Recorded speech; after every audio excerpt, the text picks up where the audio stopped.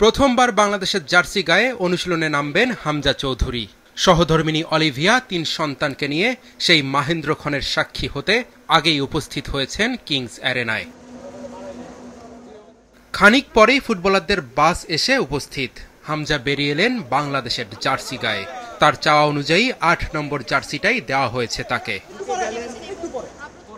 লাল jersey গায়ে মাঠে নেমে চারিদিকে ছুটে বেরিয়েছেন হামজা চৌধুরী। সতীর্থদের সাথে খাপ খাইয়ে নেওয়ার সব ধরনের চেষ্টাই করেছেন, কারণ ভারতের বিপক্ষে ম্যাচের আগে হাতে সময় অনেক কম। দেশের ফুটবলে নতুন জাগরণ তৈরি হয়েছে। ফুটবলের হারিয়ে যাওয়া ঐতিহ্য ফিরে পেতে আর দেরি নেই, সেটা মাঠের দর্শক উপস্থিতি বলে দিচ্ছে। হামজার অনুশীলন দেখতে সাধারণ মানুষের ভিড়। তবে ফাহমিদুলকে মিস করেছেন সাধারণ ভক্তরা।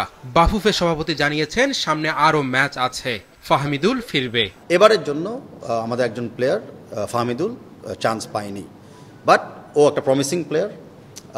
ও ডেফিনেটলি তার এইজও আছে দলকে দেওয়ার মতো। আর আমাদের অনেকগুলি খেলা আছে এই বছরে, ইনক্লুডিং সাফ। সো অতগুলি ম্যাচ যদি আমরা চিন্তা করি, আমাদের কিন্তু মোটামুটি অল 30 জন স্কোয়াডকেই লাগবে কম বেশি, ইনজুরি প্লাস অন্য স্কেজুল মিলিয়ে। সো এখানে কোনো ধরনের আমি বলতে পারি যে নিয়মের ব্যত্যয় ঘটে নাই।